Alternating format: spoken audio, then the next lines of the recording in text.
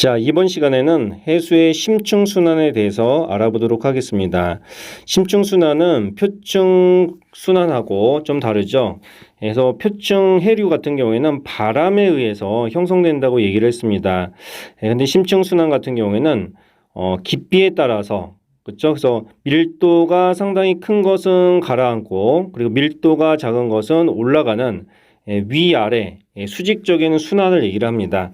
그래서 심층 순환을 우리가 이제 근본적인 이유는 밀도 차이에 의해서 발생을 한다고 볼 수 있는데 이 밀도를 해수의 밀도를 결정하는 것은 바로 수온이 그리고 또 염분이 결정한다고 앞에서 얘기를 했습니다.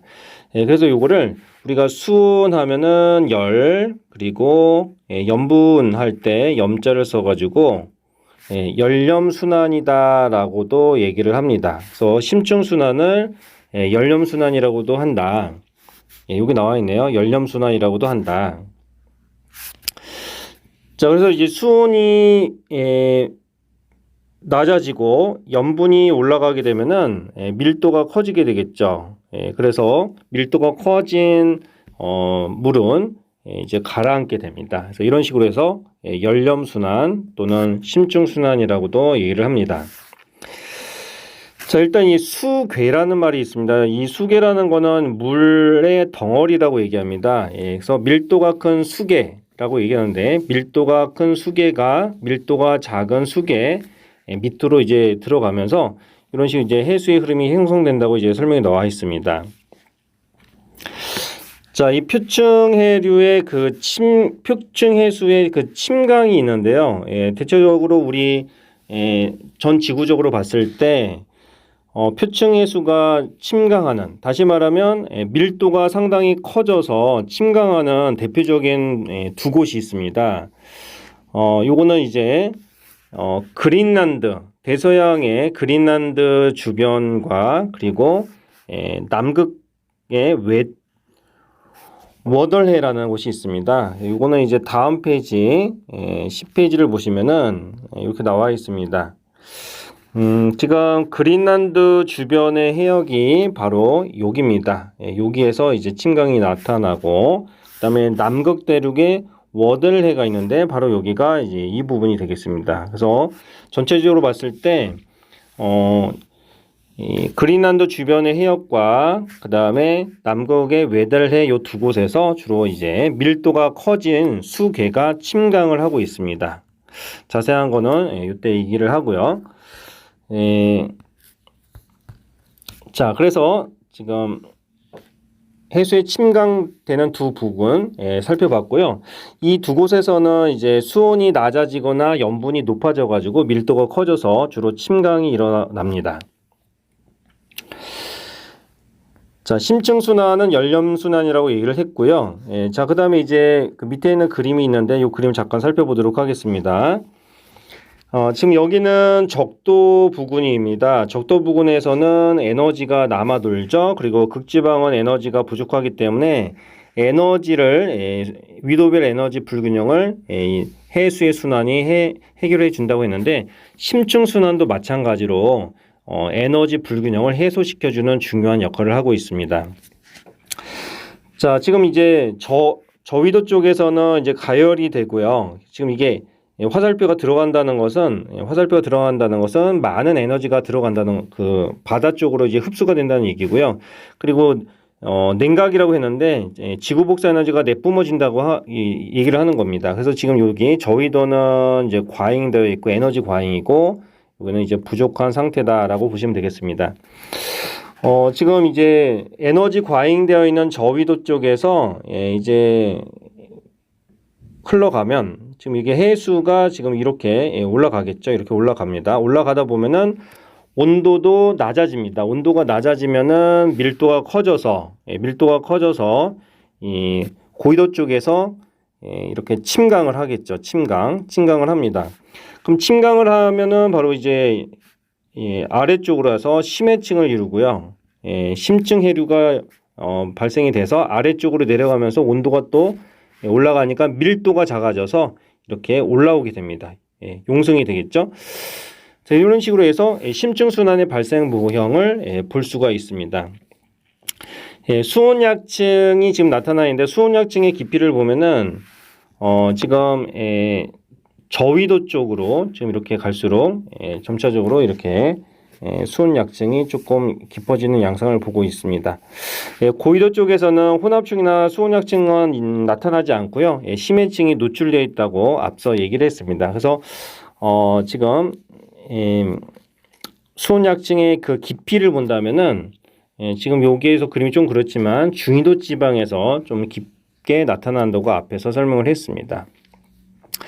자, 심층순환의 발생 원인을 볼 수 있는 모형 실험이 있는데요. 요 그림은 이제 지금 여기 색깔이 여기 칼라로 되어 있으면 좋은데 요거는 이제 물감으로 뭐 빨간색이나 이런 물감을 이제 색소를 타가지고 빨간물을 이제 붓습니다. 그럼 지금 여기 얼음이 있고요. 지금 여기 이제 구멍이 뚫려져 있습니다. 그러면 빨간 물감을 탄 물을 얼음에다 부으면은 온도가 낮아지겠죠. 온도가 낮아지면은 밀도가 커지니까 얘가 이렇게 침강을 합니다. 침강을 해서 이렇게 아래쪽으로 내려간 다음에 지금 이런 식으로 이렇게 퍼져 나갈 겁니다. 그러면 A, B, C라는 온도계가 있는데 맨 처음에 A 온도계에서 온도가 떨어지고요. 그 다음에 B 온도가 떨어지는 것을 볼 수가 있고요. 그리고 C 온도계가 온도가 떨어지는 것을 알 수가 있습니다. 그리고 이제 요게 이제 온도가 점차적으로 지금 이제 이렇게 흘러가면서 온도가 높아지다 보면은 이런 순환이 돼서 이 스티로폼 조각이 이렇게 이동하는 것을 우리가 알 수 있습니다. 그래서 심층 순환이 바로 이제 이렇게 표층에서도 이렇게 컨베이어 벨트 시스템처럼 이렇게 돌아가는 모습을 볼 수 있는 모형 실험이 되겠습니다. 이런 심층 순환은 벨트 모양인데요. 위에처럼 지금 이렇게 아래쪽으로 이렇게 벨트 모양으로 가는데 굉장히 천천히 이루어집니다. 천천히 천천히 이루어지기 때문에 우리가 직접 관측하기는 조금 어렵습니다. 그래서 이 바닷물의 그 덩어리, 이 수계의 특징, 그러니까 수온하고 염분하고 밀도 등을 우리가 이제 파악해서 간접적으로 알 수가 있습니다. 수온과 염분 밀도를 나타낼 수 있는 것이 뭡니까? TS도죠. 그래서 앞에서 설명한 수온, 염분도, TS도를 이용하게 되면은 해수의 성질을 우리가 알 수가 있습니다. 이 TS도를 분석하면은 이 수계의 그 기원과 어디서 생겼는지 그리고 이동 경로를 우리가 추정할 수 있다 이렇게 얘기를 합니다. 이게 무슨 말이냐? 지금 해수가 밀도가 커서 일단 침강하게 됩니다. 아래쪽으로 내려가게 되면은 해수가 만약에 침강하게 된 수계가 있다면은 우리가 이제 대기하고 상호작용이 없어요. 왜냐면 물 안으로 들어왔기 때문에 그래서 대기와의 상호작용이 일어나지 않기 때문에 본연의 그 수계의 수온과 염분이 일정하게 변하지 않고 일정하게 유지가 됩니다. 그리고 이제 수계가 서로 성질이 다를 때는 잘 섞이지 않아요. 그래서 독특한 그 수계의 수온과 염분을 간직한 채 심층 순환을 합니다. 그래서 이 수계의 수온과 온도, 염분을 조사하면은 그 기온과 이동 경로를 우리가 추정할 수 있다라고 볼 수가 있습니다. 그래서 일단 대기와의 접촉을 하는 표층 해수는 대기와 상호작용이 있기 때문에 수온과 염분이 변할 수가 있습니다. 근데 일단 침강에서 들어간 이 수계는 대기와의 상호작용이 일어나지 않기 때문에 본연의 그 수온과 염분을 성질을 갖고 심층 순환을 한다는 거죠. 그래서 우리가 수계의 기온과 이동 경로를 추정할 수 있다라고 볼 수가 있습니다.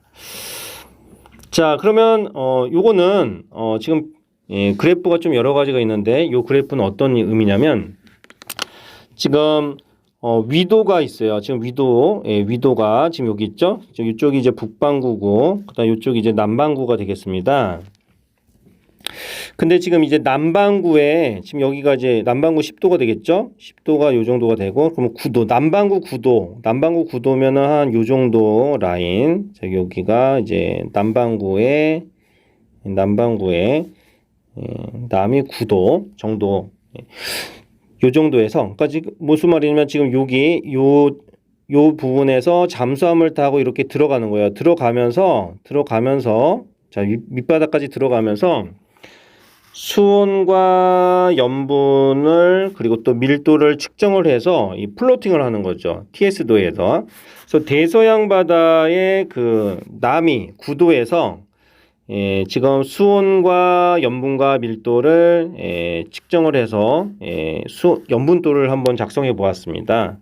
그래서 지금 여기가 수심이 150 그리고 300 이렇게 내려가면서 이렇게 염분도를 플로팅을 해봤더니 지금 이런 식으로 이제 커브가 나타나죠. 이런 식으로 이제 커브가 나타난다고 지금 보이고 있습니다.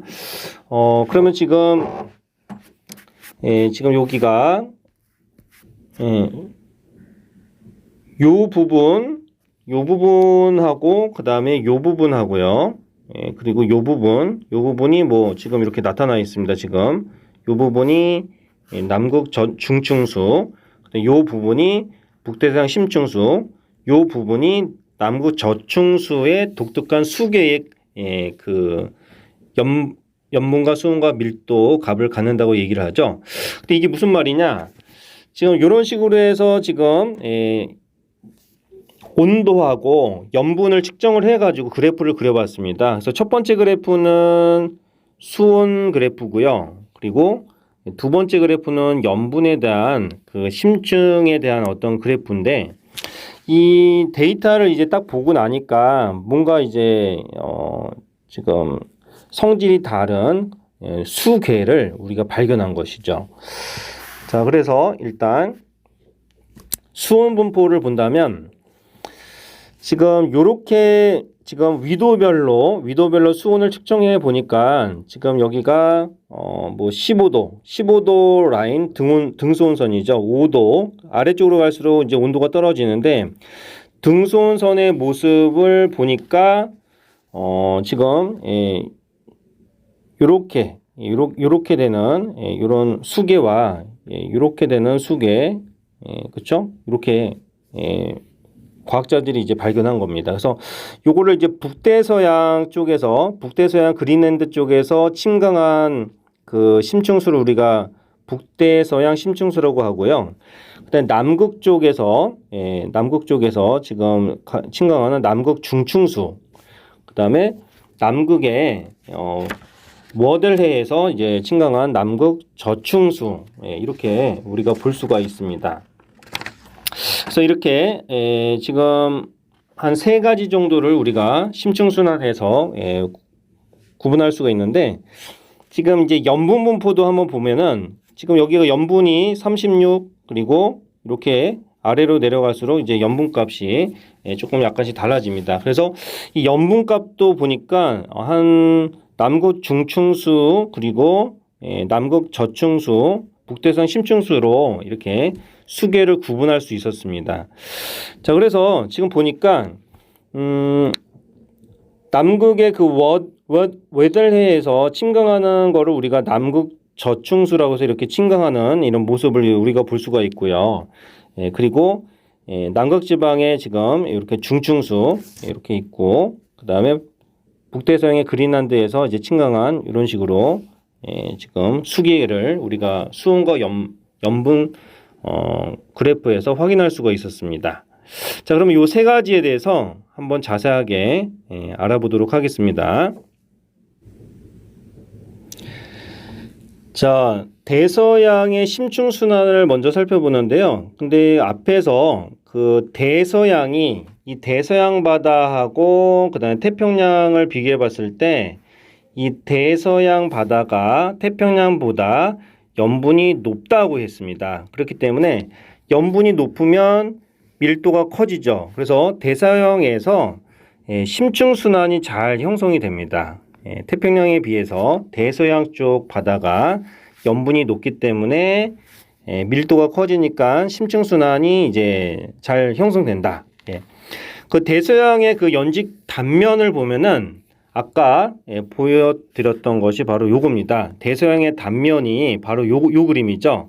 요 두 그림인데, 지금 여기 보면은 남극 중층수가 여기 있고요. 그리고 북대서양 심층수가 여기 있고요.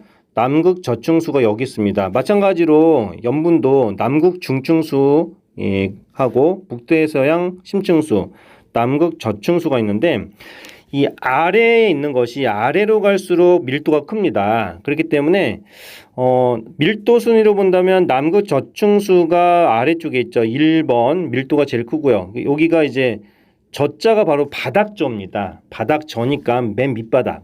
남극 저층수가 맨 밑에 있고요. 그 다음에 이제 심층수가 이제 밀도가 두 번째죠. 그 다음에 이제 중층수가 이제 세 번째로 밀도가 제일 낮습니다. 그래서 지금 밀도 순을 본다면 지금 이 TS 그 그래프를 보시면 남극 중층수가 여기에 있습니다. 여기가 이제 밀도가 요 정도가 되죠. 그 다음에 북대서양 심층수가 요 정도인데 밀도가 요 정도가 되고요. 그리고 약간 이제 남극 중층수가 여기인데 약간 이제 밀도가 큽니다. 그래서 남극 저층수가 밀도가 크고 그 다음에 북대서양 심층수가 두 번째, 그 다음에 남극 중층수가 세 번째라고 이 TS도에서도 확인할 수가 있습니다. 그래서 맨 아래쪽에는 남극 저층수, 바닥저자, 그 다음에 깊을 심자, 심층수, 그 다음에 중층수 이렇게 순서대로 기억을 해주시면 될 것 같은데, 지금 여기가 뭐 중심저 이렇게 외워도 되고요. 일단 여러분이 남극 중층수, 북대서양 심층수, 남극 저층수 요 용어를 조금 잘 기억해 두셔야 될 것 같습니다.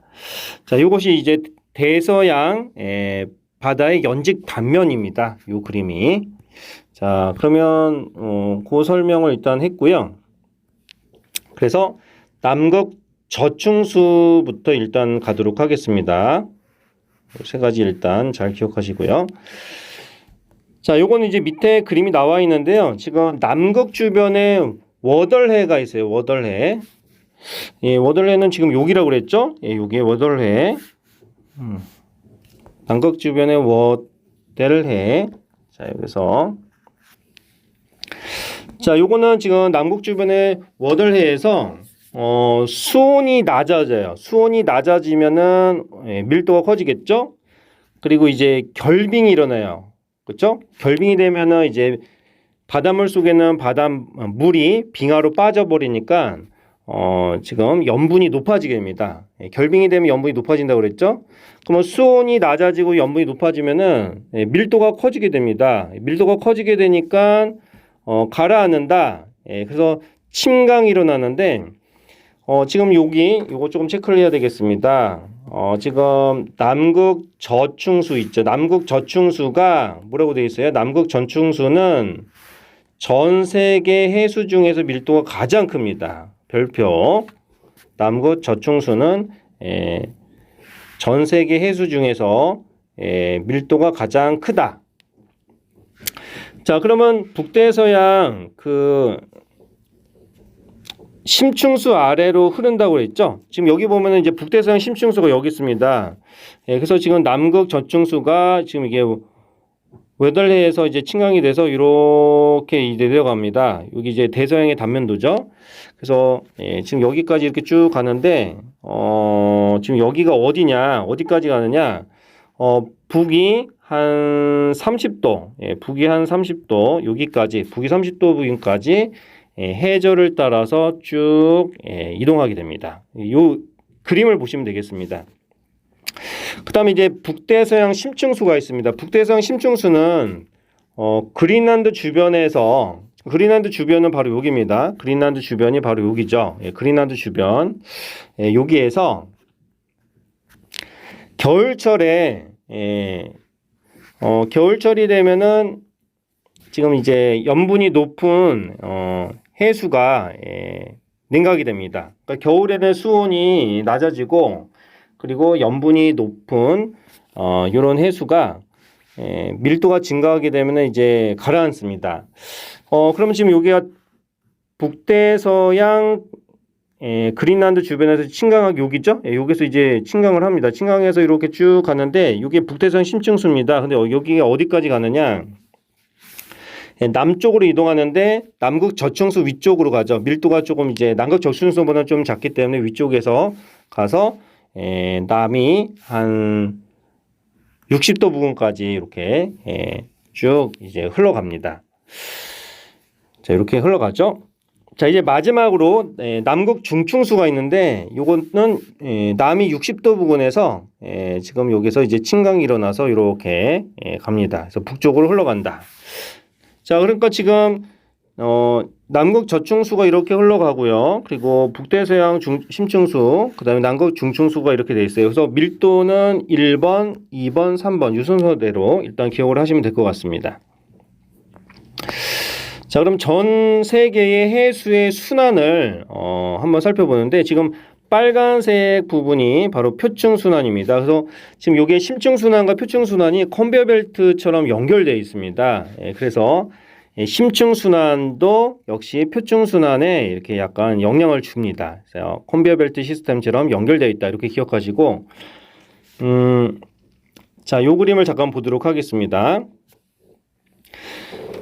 자, 북대서양 그린란드 주변이 바로 여기죠. A 부분입니다. 여기서 이제 침강이 돼서 지금 북대서양의 심층수가 이제 형성이 되는데 이 부분이 파란색이 지금 아래쪽 심층순환을 얘기합니다. 그래서 대서양에 지금 여기 대서양에 지금 이렇게 지금 파란색이니까 이렇게 해볼까요?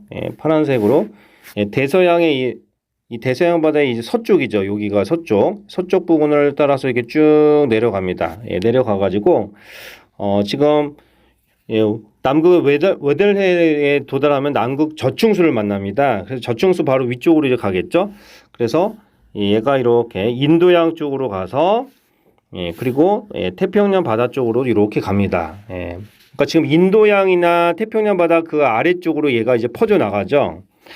그러면 인도양과 태평양 쪽으로 간 이 부근에서는 이제 점차적으로 이제 온도가 올라갑니다. 그러면 밀도가 감소하기 때문에 얘가 이제 용승이 일어납니다. 용승이 일어난 지역이 바로 여기고요. 그리고 태평양 바다는 여기입니다. 그래서 용승이 일어난 지역 두 곳이 지금 표시가 되어 있어요. 자, 그러면 이 용승이 일어난 지역에서는 이제 표층순환으로 일단 가는데요. 지금 이렇게 가면은 지금 얘가 지금 인도양 쪽에서 지금 용승이 일어난 쪽은 지금 빨간색으로 할게요. 이렇게 표층수가 이렇게 가가지고 대서양 쪽에서 보면 이게 멕시코 만류 쪽으로 해서 북대서양 해류 쪽으로 이렇게 갑니다. 그래서 다시 그린란드 쪽으로 이제 들어가겠죠. 들어가서 이제 침강이 이제 일어납니다. 지금 여기 북대서양 그린란드 쪽에 침강이 일어난 지역을 지금 표시가 되어 있습니다.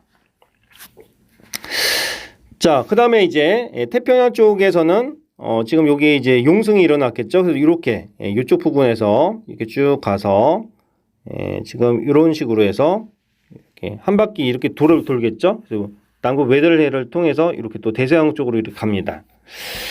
자, 그래서 이렇게 지금 심층순환하고 그 다음에 표층순환이 지금 거대한 컨베이어 벨트처럼 이렇게 연결되어 있습니다. 그래서 한 1000년의 이 시간이 걸린다. 아주 천천히 간다. 이런 얘기를 했죠. 그럼 만약에 지금 표층순환과 심층순환이 지금 연결되어 있기 때문에 이 별표 5번 별표하시고요. 만약에 예를 들면 그린란드 주변의 침강이 만약에 약해지면 얘가 약해집니다. 그러면은 북대서양의 그 표층 해류도 약해진다는 말을 합니다. 이게 무슨 말이냐면은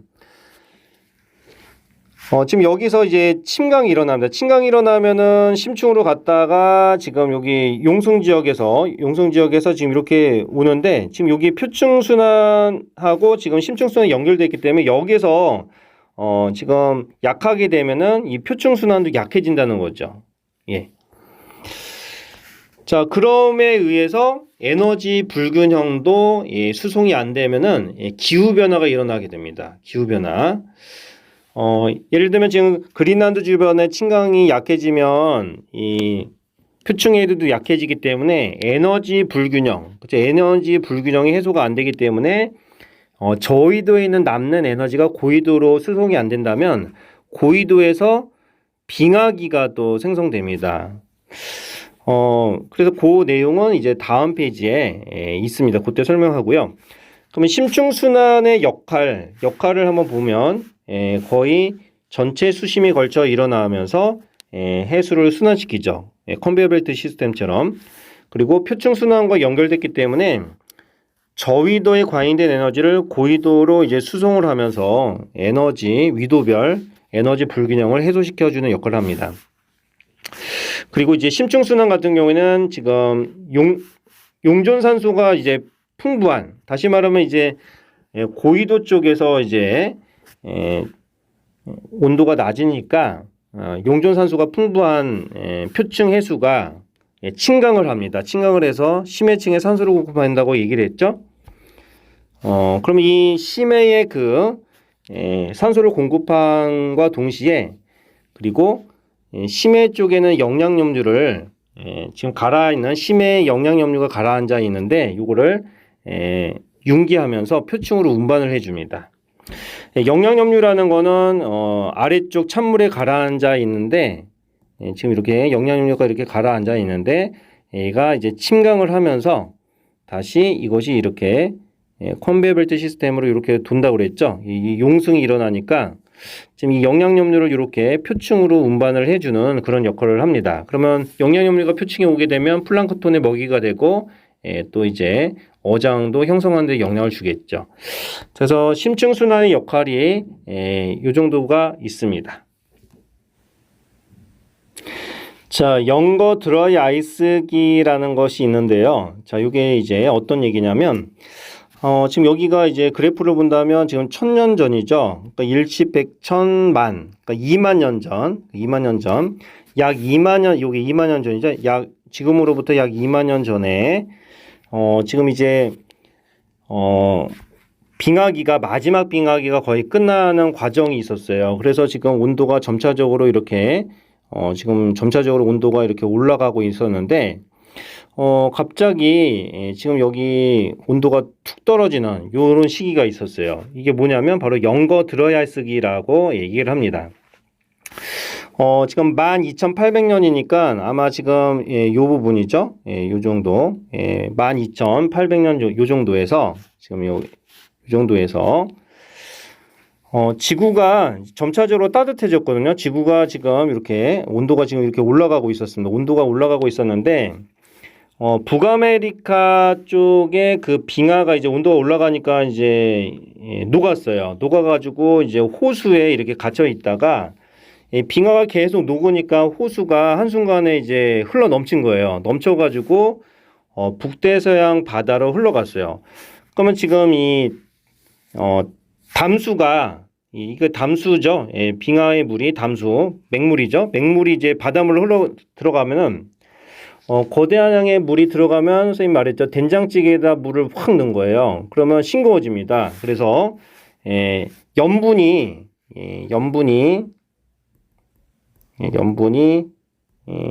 낮아집니다. 그러면 염분이 낮아지면은 밀도가 낮아지죠. 그래서 밀도가 낮아집니다. 그럼 밀도가 낮아지면 북대서양 쪽에 그 그린란드 쪽에서 침강이 약화된 거예요. 침강이 약화됩니다. 그럼 침강이 약화되면은 심층순환이 약해지니까 심층순환과 연결되어 있는 표층 해류인 멕시코 만류의 그 흐름이 약해진 거예요.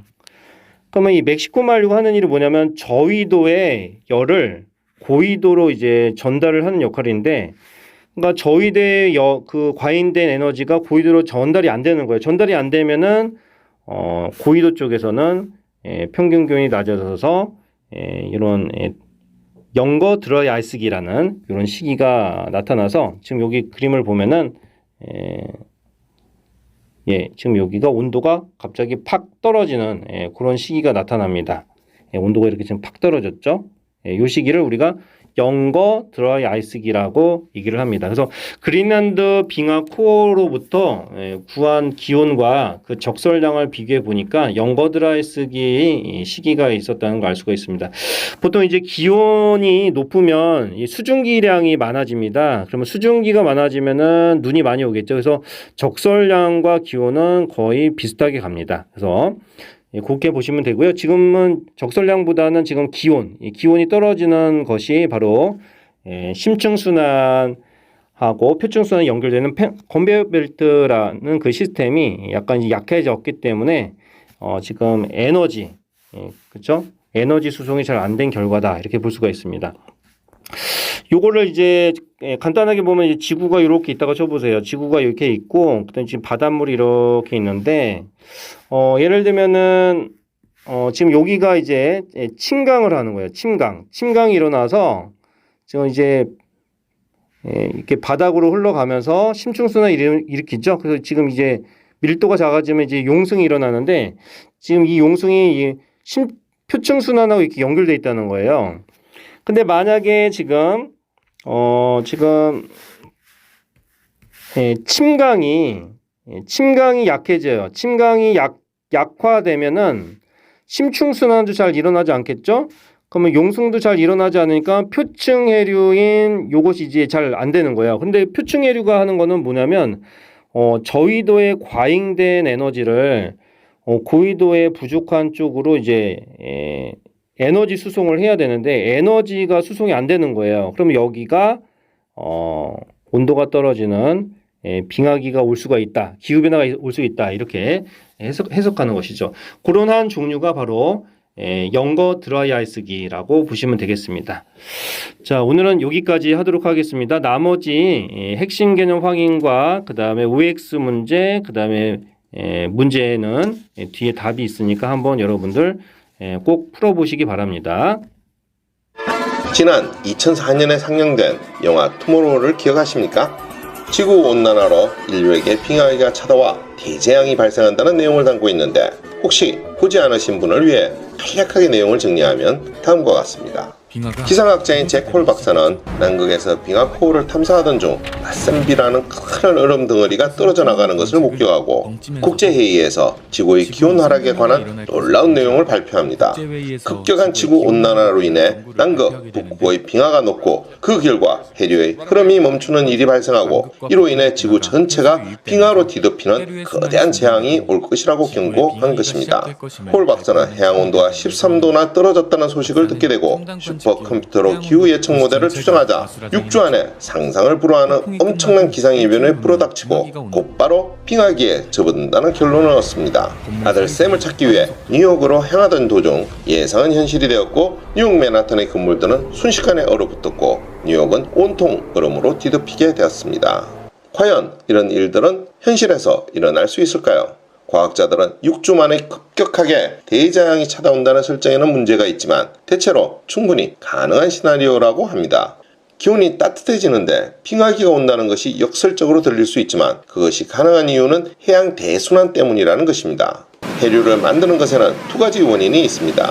하나는 바람이 불어서 바다의 표면에 가해주는 마찰력으로 생기는 풍성 해류이고 다른 하나는 밀도의 차이에서 생기는 열렴 해류입니다. 그 중에서 오늘의 주제와 관련된 것이 후자인데 간단하게 설명하면 북대서양의 차갑고 높은 염도의 물은 무거워져 아래로 가라앉게 되고 이 물은 아래에 있는 물을 적도 방향으로 밀어내면서 물의 이동이 이루어지는 것입니다. 북극에서 가라앉은 물은 적도를 지나 남극까지 가고 남극 주변에서 다시 천천히 인도양, 태평양, 대서양으로 돈 다음에 적도나 중위도에서 이동하여 표층으로 올라와 표층을 시원하게 해주게 됩니다. 이러한 해소의 이동으로 지구의 열은 분배되는데 북극 지방은 따뜻하게 되고 적도 지방은 시원하게 되어 지구의 온도를 적정 수준으로 유지시켜주게 되는 것입니다. 그래서 지구의 온난화로 지구의 온도가 상승하면 빙하기가 올 수 있다는 것입니다. 온도가 상승하면 당연히 북극의 빙하가 녹게 되는데 북극의 빙하는 해수가 아닌 담수로 이루어져 있다는 것이 문제를 더 크게 만드는 원인인 것입니다. 설상가상으로 지구 전체 담수의 약 70%가 빙하나 만년설 등일 정도로 그 양도 많습니다. 때문에 빙하가 녹은 물이 바닷물에 섞이면 북대서양 바닷물의 염분은 낮아지게 됩니다. 염분이 낮아지면 그 밀도도 낮아지면서 더 이상 침강이 일어나지 않게 됩니다. 그 결과 해수의 순환은 멈추게 되는 것이지요. 침강하면서 생기는 힘이 사라져 해수의 흐름을 지속할 수 없기 때문입니다. 해수 순환이 멈추면 더 이상 적도의 높은 온도를 가진 해수가 북극에 전달되지 않고 적도에도 차가운 해수가 전달되지 않습니다. 이로 인해 북극과 적도 간의 열 교환도 이루어지지 않아 적도는 더 뜨거워지고 북극은 더 차가워지게 되는 것입니다. 결국 북극의 온도가 계속 하강하게 되면서 가까운 북유럽부터 빙하기가 시작되는 것입니다. 실제로 가까운 과거에 이런 현상이 발생한 적이 있는데 그것이 바로 영거 드리아스 시기입니다. 약 2만 년 전 마지막 빙하기가 끝나고 점점 따뜻해지던 지구의 기온이 다시 떨어지는 사건이 발생했는데 그 원인은 지구가 따뜻해지면서 북미의 5대5를 막고 있던 빙하가 녹으면서 호수에 있던 대량의 담수가 북대서양에 유입되었고 이것이 전 지구적 해류 순환을 정지시켰기 때문이라는 것입니다.